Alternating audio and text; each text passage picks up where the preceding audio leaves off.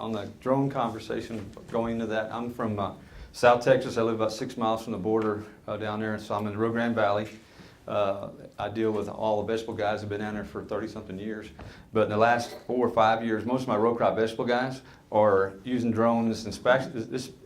It came really handy this past onion season because they're able to fly the fields and be able to spot downy and powdery in sections that most of the scouters don't see. I've got a watermelon farmer that farms in the valley, and he farms down in Tecomán, Mexico. And so on the weeks when he's in Mexico, his son flies his watermelon fields, sends the video down to Mexico so he can see his watermelon vines and see if downy's breaking out there. So they're coming into being more and more, now it's a lot higher dollar per acre crop that I'm talking about than a row crop that you guys are looking at, but it's still, they're finding their use in our industry a great deal. It's kind of like at lunch we were talking about going from two-way radios to pagers to the bag phones that we carried around, and now we're looking at these, I call them UAVs because drones have a negative connotation. I don't want to blow anything up, I just want to look at stuff. But the UAVs are that kind of technology. I think they're going to go really well. My son is just recently got his private pilot's license, and I told him, now go get your drone license because you'll probably fly a drone more frequently than you will an airplane. Because he had aspirations of being an ag pilot, and I said, wanting to become an ag pilot is kind of like wanting to get a career in shoeing horses. It may be out of date or something. So, I'm going to step into this deal. We're not going to get heavy into engineering and hydraulics because that's the responsibility of the dealers, the NRCS, and those designers. And if we get a hydraulic question, I'm capable of answering, but Jerry Funk's here, and we have NRCS, and we have distributors here that can answer it. What I'm going to try to do today is, first, since I'm so far away from here, I did cover this territory years and years ago, back when there were much fewer acres of drip. It all started down south of Lubbock, and it kind of grew north with the water and with the demand. But I want to kind of find out who I'm talking to, because I was just asked, Jerry has pneumonia or is trying to survive it, and he asked me if I could come up and step in, and I said I'd be happy to do so. So just by show of hands, I spent 10 years in the ag business, fertilizer. We ran our own fertilizer business in South Texas, and then I left and went to Netafim, and I've been with them 20-something years. Been in the ag industry about 32, mostly all row crop vegetables, citrus, and then cotton. And what I do now is I travel across the United States. I'm an ARM, an agricultural relations manager, and that is to focus on specific crops that we're targeting and working primarily with growers, because you guys know how to grow a crop. We're just trying to bridge the gap between taking your knowledge of growing a crop and applying it to our equipment that we have with drip, so that the two mesh. Because even, go to Walmart, buy an iron, pull the iron out of the box, and there's a little thing in the box that says, do not iron your clothes while they're on your body. So everything has instructions in it, which I think is, or on the back of a peanut bag it says, my favorite, this product may contain peanuts. So parts of peanuts, you may want to read stuff, but we want to mesh the two, because there is a learning curve, and so today I'll be more information on how to operate, the advantages and those things, than I am going to be the designs. They'll have equipment information on there as it goes. So growers here versus, just raise your hand if you're a grower. Okay. Keep your hands up if you're a drip grower. Anybody with drip? Just a few. Most everybody else is pivot. Okay. No, up here is no for irrigation anymore, correct? It's all either pivot or, okay. So I'm going to ask you a question. So how do I, right here? What's the forward? Let's see. I'll get there. Okay. I'm going to ask you a question about where you're at in your life right now. What are the pains that you guys are having in your production facilities? If I asked you, you go to bed at night and you lay there on your pillow and you say, what is the thing that keeps your eyes open before they finally go close down and you kind of shut your brain down? Is there anything that's a pain in your farm that you'd like to change or need help on? And that's some things we want to address today. Anything that needs to be fixed. A driver, 20 years ago when we started working with drip irrigation around the Lubbock area, the main driver was just water volume dropping. People wanted to find a way to take the water that they had and use it more efficiently. So I don't think y'all are at this stage of the game. And you can look at that slide, positive or negative. He may be looking at the grandeur of nature. He may be saying, I'm just 6 inches from ending this thing. I don't know. I don't know the guy. So, or he's waiting for somebody to pull him off. I have no idea. What you guys do, your managers, you know, and there's so much that goes into managing of what you do. I don't care if it's cotton or corn. This first presentation, I'll probably focus a little bit more on cotton. After the break, we'll go into more on corn, because they have two different directions, two different management techniques, and there are two different, you know, different crops. So these are all things that you guys deal with every day. So we're going to spend some more time on the system design and management and how that affects some of the things that you do up here. So this is a drip line on top of the ground, and I just use this slide primarily to show you this is where the emitter is and where the water and the nutrients come out. And you can see the root density around that emitter. Just making a point that that's the exit point. That's the trough where the hogs feed right there. Okay, that's where the food comes out in that solution. And so the roots are going to be more compact there. And you'll see in this lighter soil, it happens to be a really nice dome shape. Heavier soils, you may get kind of an onion shape, but it just depends upon the soil type. And there's the next emitter over there. And that's a 12-inch spacing on a lighter soil. So it gives you an idea of what's going on, you know, a little bit below ground and how this thing works. So I kind of broke it down into farming with drip. There's system cost operations that you guys need to think about. You know, filtration, system design is going to be you, the dealer, NRCS, you know, those kind of decisions, what to use, energy consumption, proper maintenance, your zone sizes, those kind of things. Your irrigation scheduling is another thing we'll get into later. Your application rates, you know, inches per acre, your fixed pumping stations versus mobile. Where I'm at, we use a lot of stations that we haul around that are on trailer, and I'll show you those. Placement of dripper lines. There's you know, we started off in the beginning stages of this. I think the first dripper line we sold, Jerry, was a 0.4 at 36, right? 0.4 gallon hour at 36, and they put it in on 80-inch spacings. And now you won't find that anywhere. We've learned a great deal about placement. I will tell you that SDI, the deep placement of drip, the dripper tape or dripper line, is not an agronomic decision. SDI is an economic decision, because we put it at that depth to make sure that it lasts 20 years. Agronomically, it's better being shallower and closer to the plant, you know, so it's a faster take-up, but then it puts it in the way of mechanics and those kind of issues that we don't want to have. So there's a happy medium in there. Ideally, the best system would be a shallow system and a dual system, but I'll show you as we get down this, go further down, that we found a way to make it work with a single line.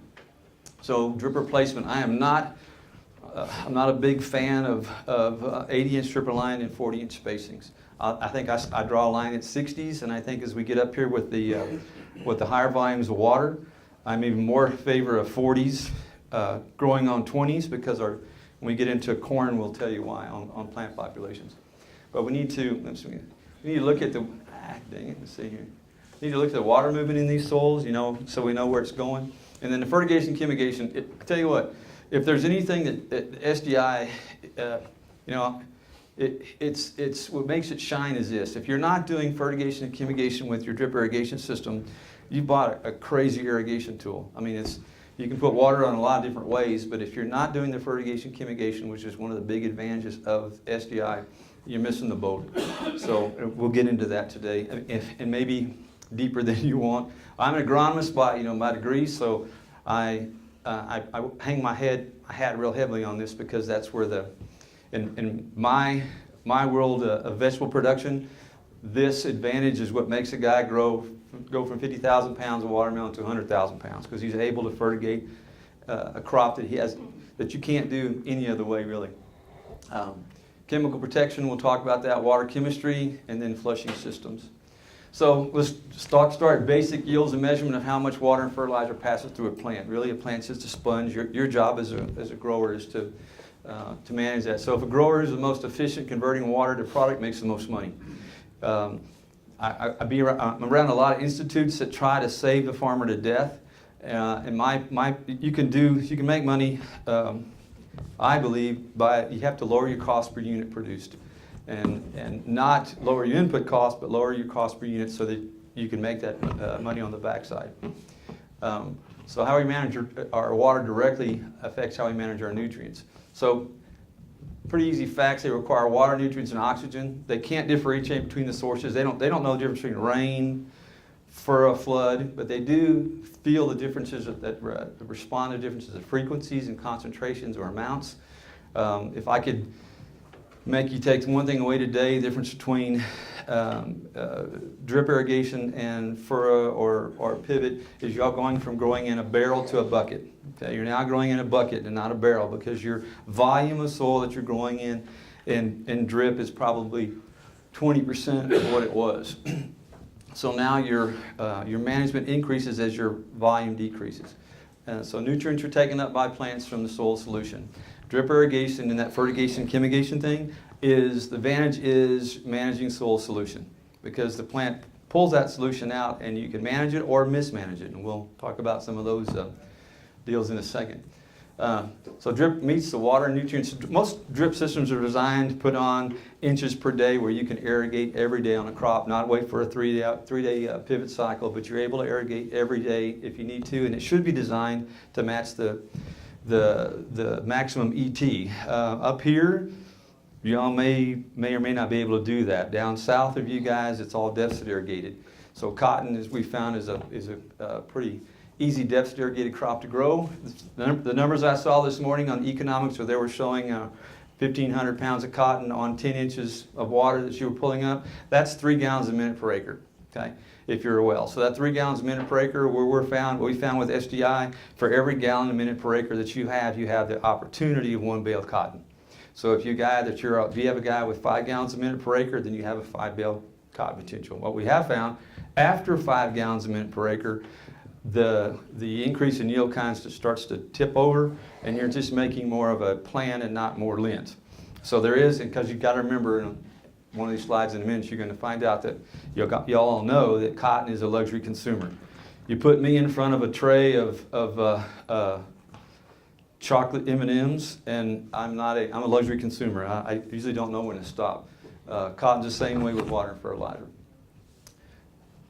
So it's about where the water goes, so goes the fertilizer. This is just put to show you, this is a 60-inch bed furrow to furrow. There's a single line of drip right down the middle of that bed at 8 inches deep, and it has a 0.2 gallon per hour dripper at 14 inches. So it's wetting about a 32-inch swath. And the uniformity, we have to have that where I'm from because they're planting onions. They're planting 6 lines of onions across that bed, and we have to be able to germinate.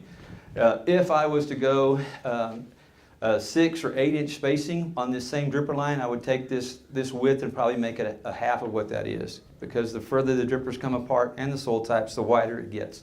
So this is what, on our soil type, which is a sandy clay loam, the 0.2 at 14, 0.2 at 12. Now we get to an 80-inch bed and we're growing watermelons with a single line, they'll go ahead and go out to an 18 or 24-inch dripper because we're trying to get wider. So that just gives you an idea of the wetting pattern on certain soils. Any questions during this, just throw me up, or if you think I'm throwing something out that's not true, push the BS button and we'll discuss it. Okay? Fertigation is the precise, metered, controlled injection of fertilizers. That is not taking a 1,000-gallon nurse tank, taking an air vent off, starting a pump, hooking your hose into that pump and injecting fertilizer into this zone at God knows what flow, and hoping that you're getting, and you're marking the tank, and then when you say, tell your guy when he gets to that mark, shut it off. I have no idea what I'm putting in there. There's generally not a filter there. No one's even monitoring the EC or anything. It just shoves it in there, and that's not precise metered control. And I'll show you an example of that in a minute. Chemigation the same way. Chemigation, more important because the chemigation is going to have a label on your product that you're using. So if it says drip, there's a lot of labels right now that say soil applied chemicals. That's not through drip. It's going to have to say through drip or trickle. I hate trickle. Trickle is what a water hose does, but it's going to say drip or trickle. So look for that. And then always read these daggum labels. We did 4 or 5 years of research on the fungicide for cotton root rot down in Angelo. What's the fungicide that we did the work on so much that was just labeled? And then it comes out and it's labeled, and they don't give us a drip label for it. We did 4 years of drip chemigation, and FDA didn't like it because it stayed around in the soil a little bit too long. So watch these labels. Know these terms. You guys should know what EC is, you know, TDS. Those are just readings of the dissolved solutions. That's the saltiness of the water. So an EC of 2.6 would have an 1820. That would scare you if that was your irrigation water. Okay, but if you're starting with an EC of less than 1, but you're injecting 28005 at a 25 gallon an acre rate in a drip system, your EC could be probably 6 or 7. Okay, so what does that mean to you? That's the saltiness of the water you're putting out in this little box that we're growing in. It's not a water that you're putting out broadcast on top of the ground. So we had a great steak today that was seasoned perfectly. I mean, it was really good. But if the guy that was cooking and made a mistake and put on 2 pounds of salt on that steak, we wouldn't have eaten it. So it would have ruined it. So fertilizers are salts, and we have to manage them accordingly. So when to inject? There's a lot of arguments on injection, on chemigation. Many growers choose to inject fertilizers only a few times a year, and what this does is they're using the same philosophy of their logistical fertilizer applications, where it was 1 pre-plant and maybe 2 side dresses. So they have 3 applications of fertilizer scheduled. But they've done that with a knife in the ground and then, or through a pivot with a lot of volume of water. Changing that to a dripper line going down there where I'm putting out gallons per hour per dripper really changes my concentration levels. So generally on a rule of thumb, 15 to 20 units of nitrogen per week applied through drip is pretty good. Anything above that is going to raise your salt index a little bit too high to put out.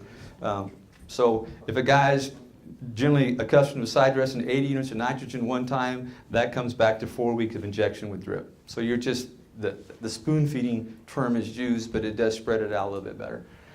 By doing that, your fertilizer is not exposed to the environment, and you're putting it out when the crop needs it. Or, in cotton's case, if you put out 80 or 120 units of nitrogen, weather turns overcast, you get wet and rainy, the plant can't convert it anyway because there's no sunlight, and so it just wants to grow biomass and not anything else. And so if you were able to have fewer amounts of units of fertilizer out there, put it on when it's needed, that's what we're trying to do.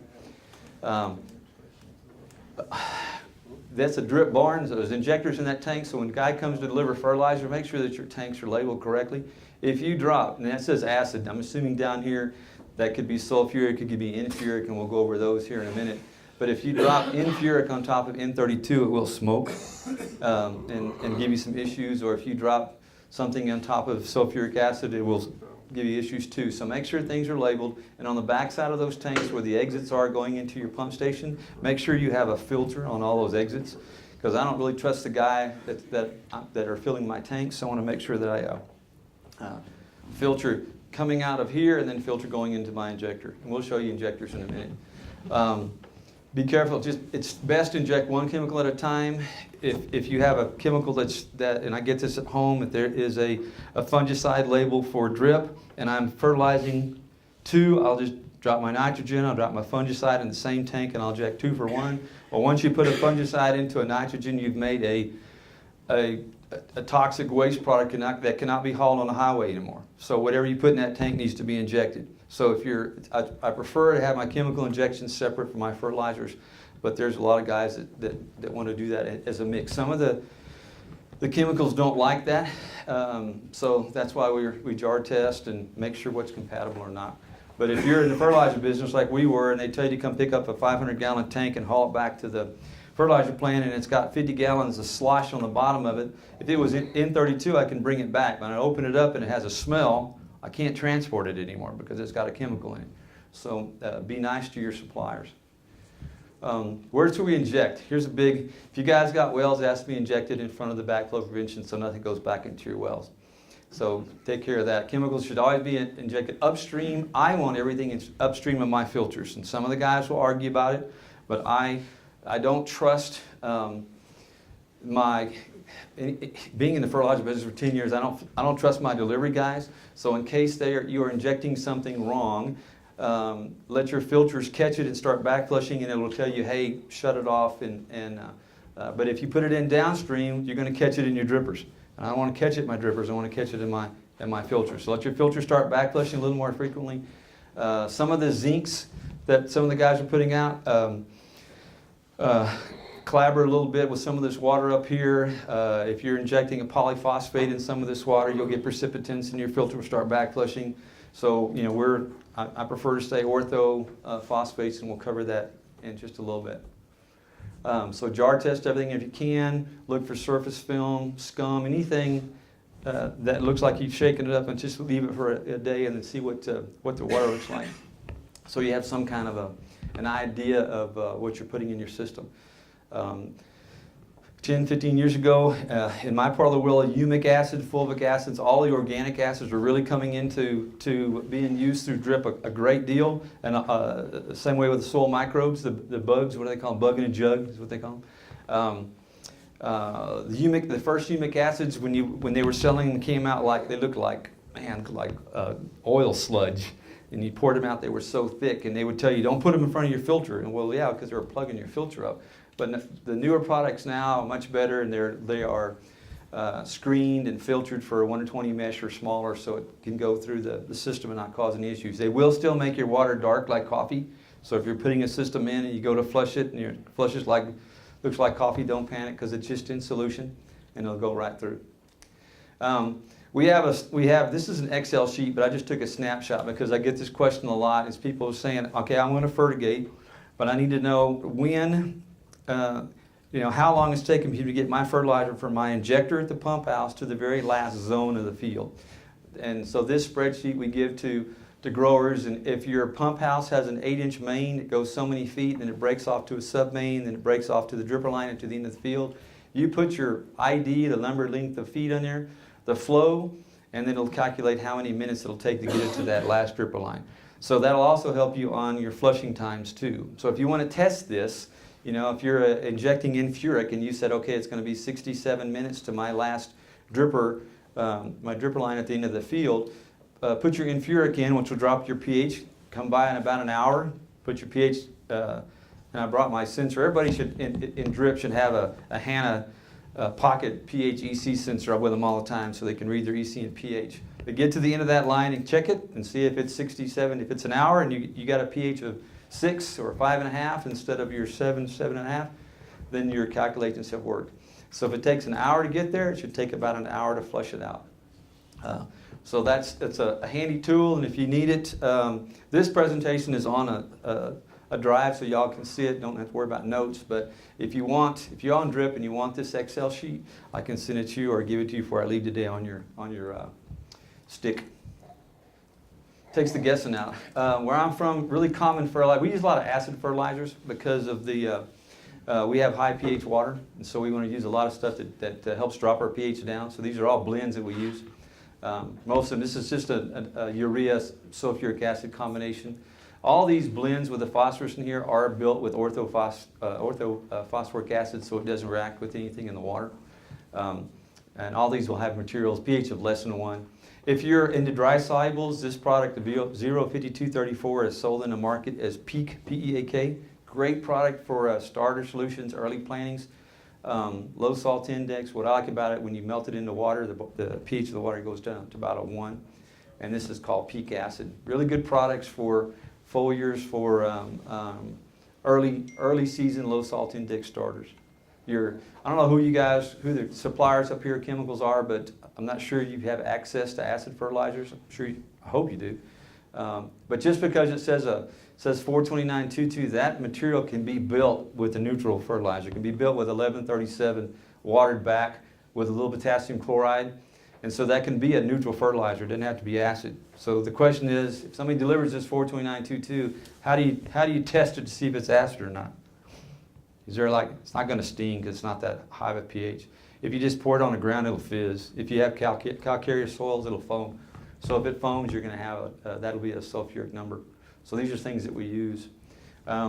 Decisions on fertilizers is economic versus agronomic. I'll tell you on drip irrigation that I'll never tell a farmer to put all of his fertilizer through drip because that's the highest cost per unit that you can inject. So especially when we get into corn, I like to using combinations of either dry or knifed in pre-plant with, I generally supplement irrigate with drip at about 35–40% of the fertilizer. The rest of it's going to be knifed in or I don't like broadcasting fertilizer on SDI because you're putting all the fertilizer up here, dripper lines down here, and there's that plant's just not capable of getting it unless you're on a soil building program. A friend of mine that runs a soil lab told me broadcast fertilizer to a drip farmer is like taking a milkshake and throwing it in your face. What gets you in your mouth tastes pretty good. The rest just makes you sticky. Okay, so I'll go that route. I won't argue with him. So does the plant use more or less fertilizer with drip?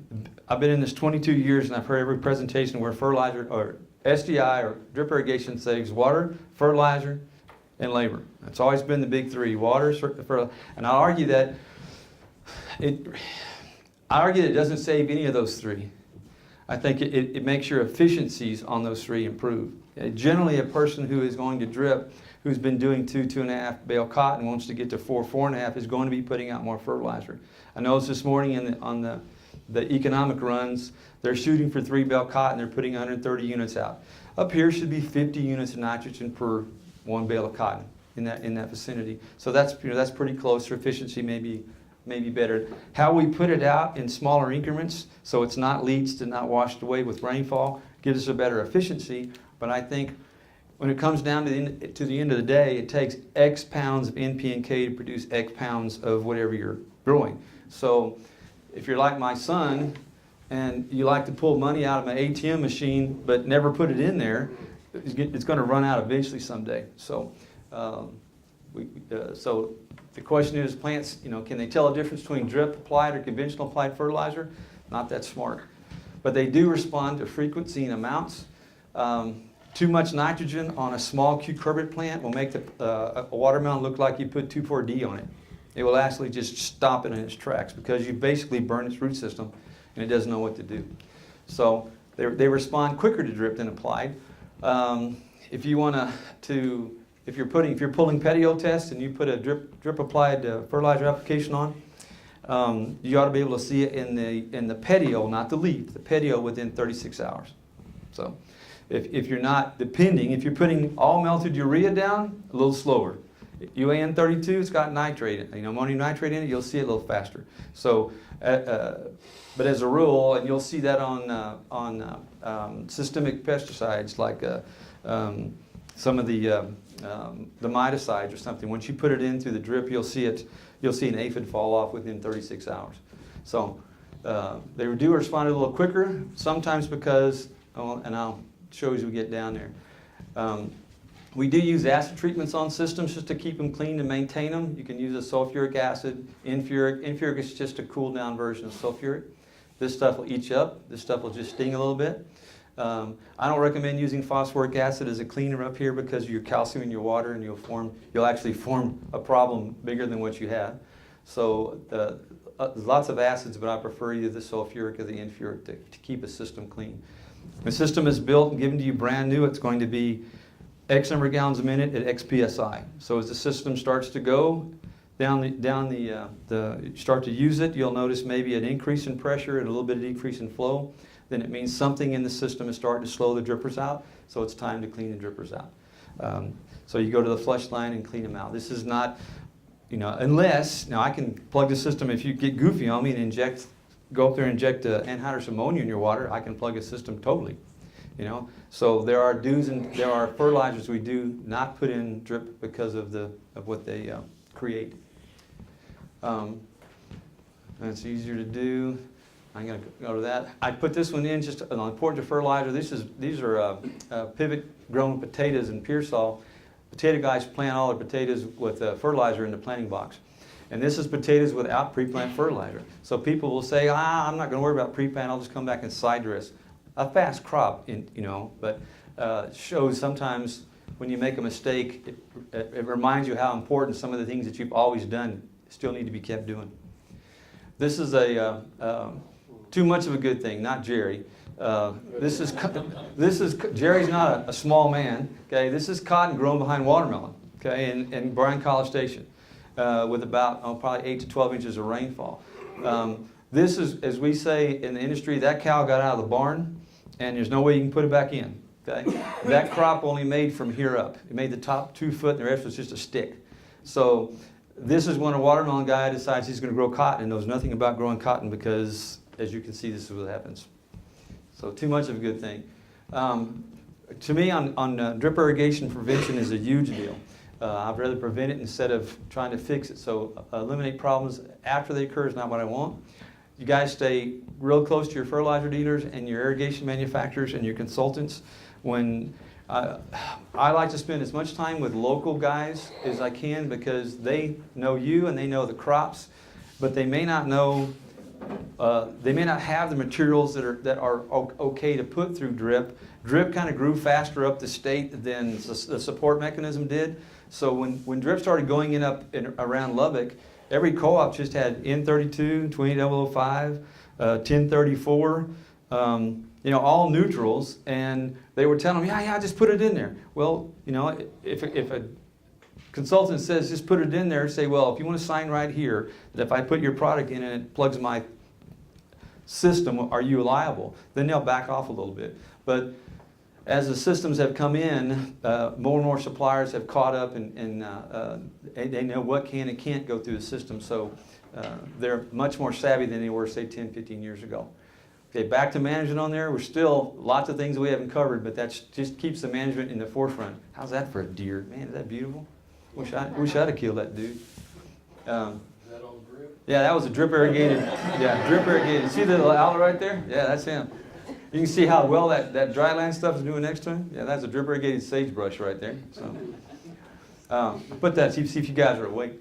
So, get the right varieties on cotton, especially all varieties. It took us 5-6 years to find the cotton varieties that really responded to drip well. Some of them didn't. Shoot, what is it?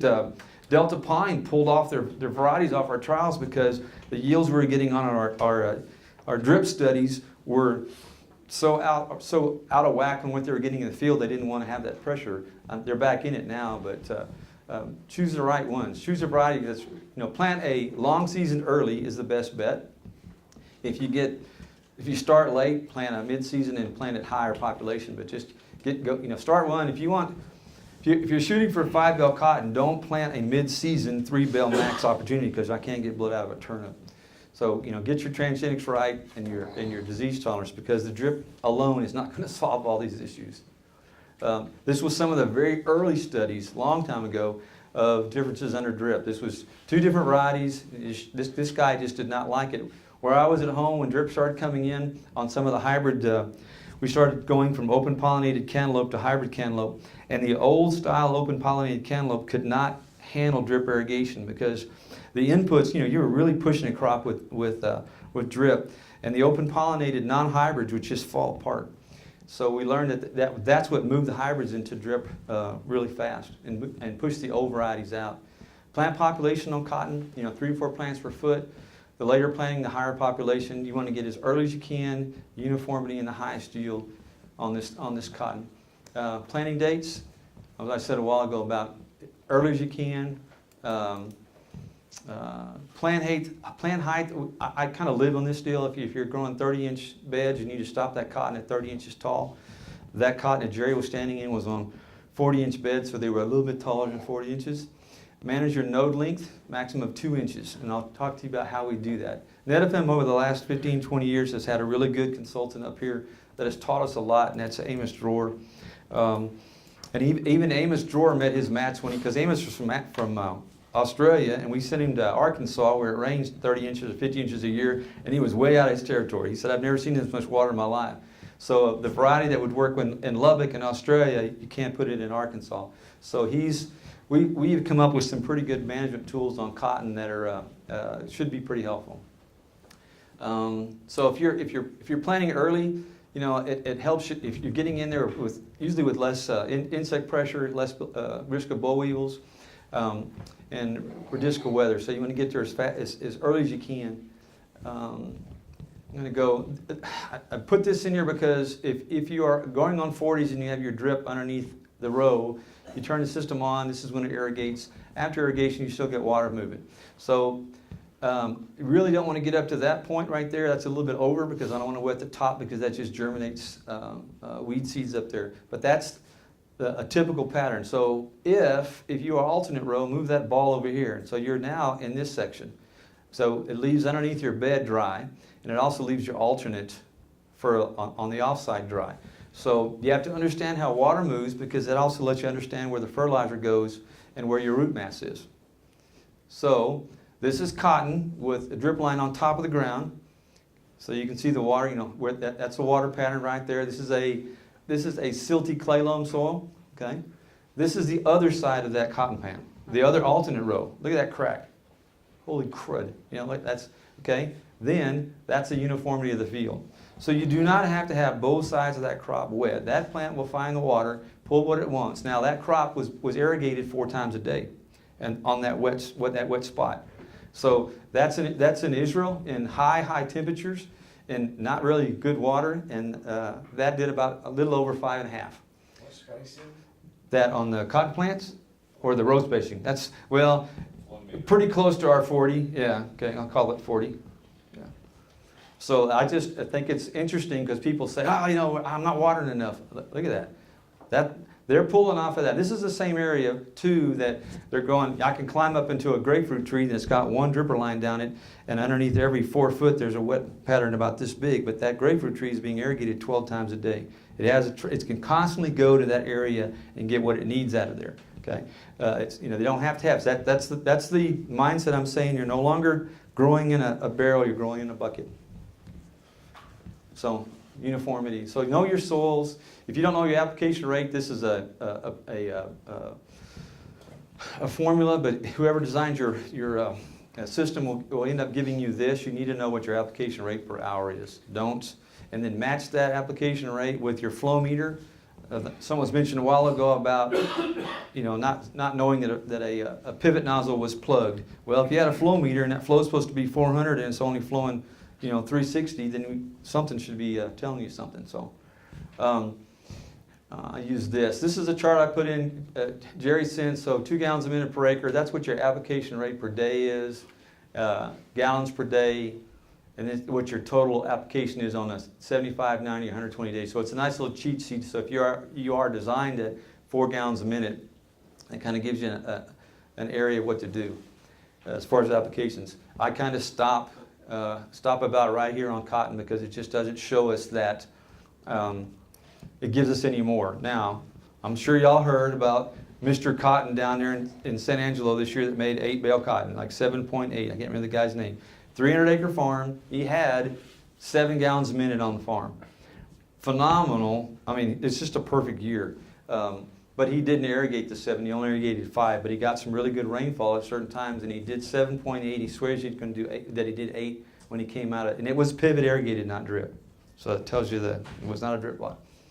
So it shows you the potential.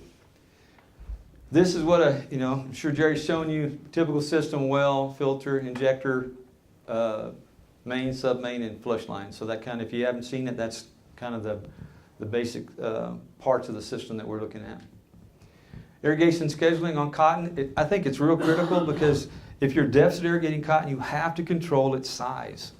Because it's just a big radiator, I put it in cattle terms all the time. If you guys grow cattle and you've got X number of acres and there's much grass out there, would you rather have 100 head of 800-pound mama cows or 100 head of 1,200-pound mama cows? What costs you more to maintain? That mama cow will still give you a calf, but that 1,200-pound horse eats a lot more and takes more cattle. So I've got to have a cotton plant that if I put it on 30s, it's got to stop at 30. I've got to have a fruiting branch every 2 inches. I want 15 fruiting branches, and I want to stop right there. So if I over-fertilize early, over-irrigate early, or under-spray early, all those things are off, okay? If I drop my first position bowl, where's the next bowl going to be? It's going to be later on, so it's going to cost me time down the line. So cotton is, I used to hate it, but it's the most easy plant to manipulate as long as you're doing it right. So germ to square, very little irrigation just to get it up and maintain growth. First square, 30 to 35% PET. Keep the 5th node at 1 to 2 inches and add 5% per week for 4 weeks. At first flower, increase it to 55%, add 10%. At peak bloom, 90 to 95%. And you can adjust up or down depending upon the soil types and if the water surfaces or not. And then the biggest thing on irrigated, drip irrigated cotton is irrigate that cotton all the way up to 50% open bowl.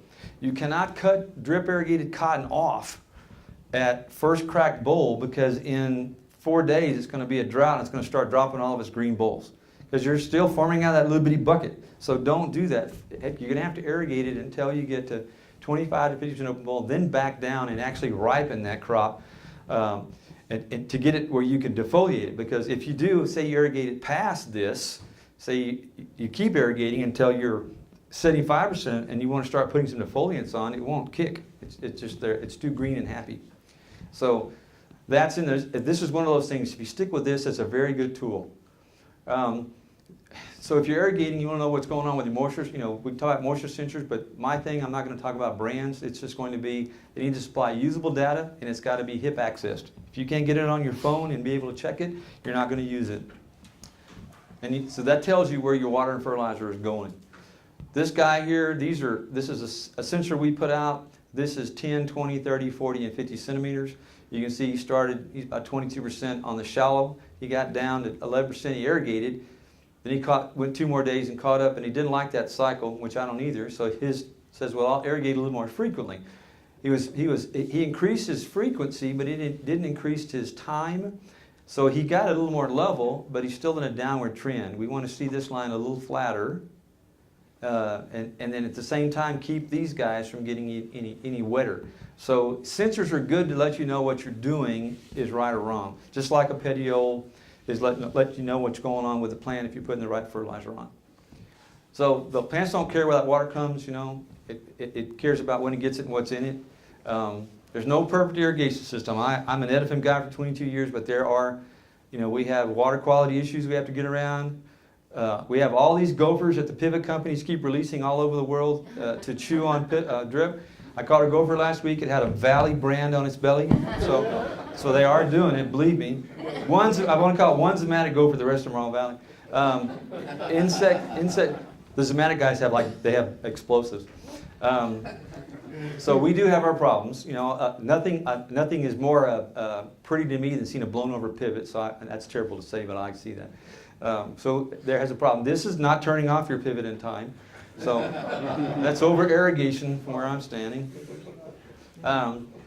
So now, you know, we're talking about irrigation. You've got to manage the pH of that water when it's necessary. In the beginning, we said, oh, it's in this water quality, you're going to have to keep your pH at 6.5 all the time because you can do that and it's really beneficial to your plants, but it doesn't pay out, okay? What we've evolved to here is we are manipulating our pH when we're putting fertilizer out so that you won't get any issues, because you can't pH, you know, man, because you got to remember it's exponential. If you have a 7 and you want to take it to a 6, that's 10 times. And so your pocketbook can't handle a constant 6.5. You know, I said watch the saltiness, know your application rate. This is every crop's you know, water use. It's germination, blooms, fill, and harvest. The drip advantage is from here to here, really. That's when, because most guys, typical conventional planting is a pre-plant, one side dress, and maybe another one in here. Okay, that's just 3 plots. That's making you eat 3 meals in 5 months. Okay, I got to eat 3 times a day. So here's the drip advantage is this. You know, we can put our phosphorus out. We can add on corn. We can add phosphorus right in here if we need to through drip with nitrogen to extend that curve, and we'll talk about that on corn in a minute. Right about here on watermelon, we'll put on additional phosphorus and potassium to get a second bloom set, and then maybe get a third. Because when we go out to cut our first watermelon right here, there better be a bloom right next to it that I'm going to cut in 4 weeks, and that gives me the yields off of those manipulating crops. So this is where we want to live with drip irrigation. Okay, everybody wants stuff free. It's available if you get it, but going to get it costs energy. So I don't want my plant to go get anything. I want it to just have access to what it wants, unless it's cotton, and then never live in here. Okay, so we want to. And so remember your dad, how many of y'all can remember your dad or granddad saying, right, at a certain stage of that arc on that crop, you said, hey, Dad, you need to irrigate that crop. What do you say? I'm going to let it get down and work a little bit. I'm going to make it fine, that water. I'm going to send that taproot down there. Okay, a really good corn guy told me, he said, look, when you put a seed in the ground, you start with a calculator right here. And if it's corn, say it's 600 bushels. And every time I stress my corn, I put a minus number on it. So at harvest, when I go to harvest, that number is going to match this one because of the stress. Every stress is a minus. Okay? So when your granddad said I was going to make my plant work, he was just going to say I'm going to give away some crop. But that's how they thought. That's a different, it's a different mindset than we have today. We live here. We want free water right there. I would say something political, but I'm not going to. So anything that plant requires to use energy takes it away from production. So, good friend of mine's pasture. Okay, what was done wrong here? What do you think caused that striping? Under irrigation, over irrigation. What do you think caused that beautiful flagging effect? His wife hated it, but it was. Okay, the dripper lines run here. See that? Those are dripper lines. Okay, he irrigated. I told him, I said, on grass, when you start the system up, you start it off, pressurize the system. If you're going to put out 10 gallons of nitrogen, take that 10 gallons and spread it out through your entire irrigation cycle to the last hour. What he did here, he put fertilizer out for 1 hour and then finished 4 hours later. So he pushed his fertilizer over to one line. And so if he'd left it as a constant ppm, he would have had a green even on it. I've seen this stripe before in grass where this is where the dripper line was, and they pushed it too far or they over irrigated and cut off the oxygen. So row crops don't show you as much, but grass is a really nice signal to say, hey, you did something wrong. One thing with drip systems, it gives us the opportunity to irrigate in cycles. And I'll tell you that if you have irrigating 1 time a day for 6 hours is not as good as irrigating 3 times a day for 2 hours. Just doing that and alternating puts water out there for the crop when it needs it all through the day. And just that alone, take the fertilizer out is an advantage on any other system. The other thing is pivots usually have these, the cycle times. If it takes you 48 hours to get around, it's a long time. Not to mention on the pivot, from the middle of the pivot to the first 3 spans is a nice light mist. The middle spans are a pretty good rain. The last spans is a turd floater. And so if you have any kind of a slope, any kind of no organic type soil, there's no way that those back spans get the same kind of application or acceptance of the water to the soil. So fertilization, I love this slide. Only the government would paint over a dead possum. So don't fertilize or don't run your system that way. All it took was just to get out and get out of the way. You can't control any of these, we can work with all these in the water. Filtration is going to be between you and your designer. This is a system in Brazil. It's about 20,000 gallons. It's humongous. This is what we use in South Texas. It's a portable station. This guy does, this one back here is 1,000 gallons a minute. It takes a tractor to pull it around, and it eats diesel. This guy here is 1,200 gallons a minute. You can pull it with a pickup, and it's about 35% less diesel because of the disc filtration versus the sand media. So the cost of filtration and the energy requirements will be figured into whoever's doing your designs. Watch out for things around here like magnesium, iron. Probably not a big issue here. In other areas it is. We want to keep this guy functioning like that. Soil fertility, I won't go too deep in that. Just take your tests, do your petioles. I'm a petiole guy. I'm not a leaf guy. Why? What's the difference between a leaf and a petiole? What does a leaf tell you? What happened last week? Okay? A petiole tells you what happens next week. So with a petiole, you pull a petiole, you get the response, you're able to put fertilizer out and get into the plant in 3 days. What a leaf tells me is, oops, this was 2 weeks ago, so maybe I can correct it. So I want the petioles on cottoners are much more effective than a leaf analysis. Now you can look at a leaf and say, oh, I've got a zinc deficiency or something. It may tell you visually what's going on, but that's also a little bit late too. All the benefits here I've already mostly all talked about. This is the biggest thing. Here's our bucket and here's our barrel. Okay. If you broadcast a lot of my potassium, phosphorus up here, it doesn't get down here. Nitrogen will go because of if you're pivot irrigating. But what about? Well, we'll get that in the corn. We'll do corn in a minute. So this is where we want to live right here. I put this in. This is drip irrigated cotton. Just, I guess, 2 weeks after germination. See that last root? Okay, down below that root, 8 inches is where the dripper line is. If this was conventional ground and you were going to come in here and run a side dress knife, it prunes all those roots, and that's that delay between that we don't get. Usually Drip cotton should be at least 10 days earlier than any other form, just because of no stress. This is our fertility we suggest on cotton, so that you 30 to 40 units, take that into account your soil sample, 30 to 50 of K. First square, check and see what you got on squares, 40 units, first flower, the balance. And once you put the balance out, after that 4 to 6 week period, and up in here, you're going to have pigs starting up here on that cotton. You have to have it. So right about here, when you finish with this nitrogen, you're going to pitch it and shut that cotton down. If you don't, it'll be a later and a bigger cotton. You don't want that. So that's in the slide, but that's a very good thing to live by on fertility on cotton, so it doesn't get away from you. Nope. Remember, cotton is a perennial. It's a luxury consumer. There's only 3 ways to control cotton: fruit load, fertilizer, water. Never control your cotton with water. Don't cut it back with water to control its growth, because all you're going to do is kick off squares. Once you get cotton to a certain stage of its physiology, and it says, uh-oh, I'm too dry, I can't make this crop that I have, it forms this little film between the stem and the square, and it'll just drop those squares, and they're done, and you can't put them back on. So you have to make sure that you don't stress those guys.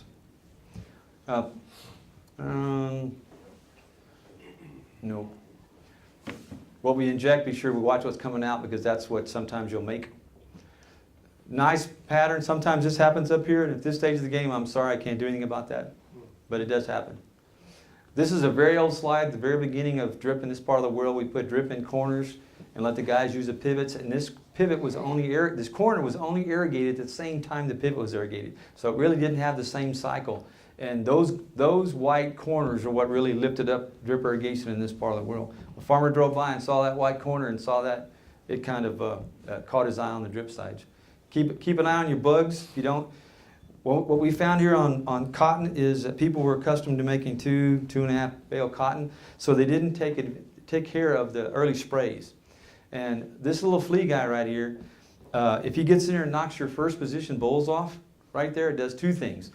When he kicks these off, then these have to be put up here. So that delays your maturity. It also makes it makes a bigger plant. So if we can set these early and have the right amount of picks on, we can control the height of the plant. But if we miss this guy and we let those go off, we'll never catch up. We dropped that first bale. And this is where the best quality lint comes from. So we can't afford losing those positions. But how hard was it to get guys to spray for fleas? I mean, in the early stages, it was like asking them to take their daughter out. They knew, no way. So they had to have proof. And so once they started seeing this, it was at Pinhead Square, you go out and spray 2 ounces of picks and you spray for fleas. And you come back 2 weeks later, match head, spray for fleas, put another 2 ounces of picks, and away we go. If picks is not kept in that plant at a ppm, you can't catch up later on. So this is what we're after right there. We got to get that kind of yields on cotton.